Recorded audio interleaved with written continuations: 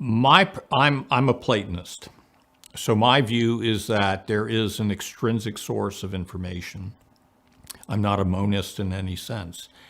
That does not mean that I negate there having been some kind of evolution, a phylogeny, etc.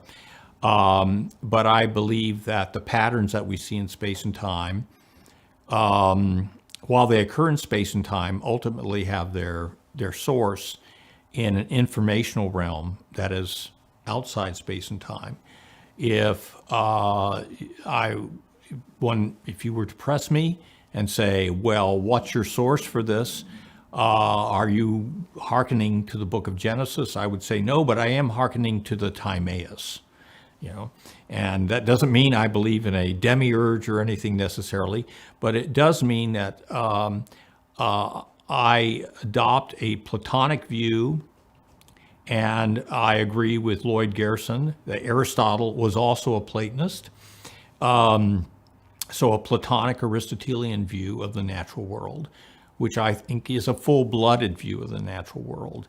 It takes each species, as being what it is, something that has a paradigm, has a model, that a verity of its own.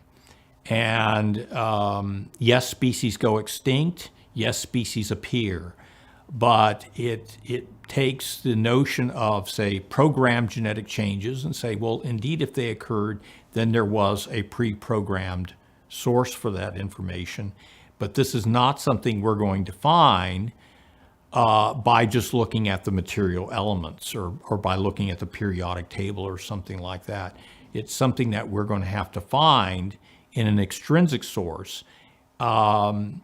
And that extrinsic source is the basis of the rational structure of the universe. So there is an intelligibility to the natural world.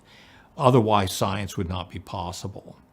And so when I look at that tree, for example, or the bird flying by, it's not just something that's willy-nilly.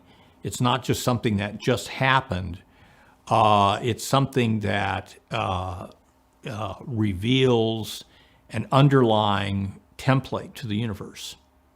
And it has to be taken for what it is. But it's of intrinsic value, each and every species. So that, I would say, is my view of looking at things.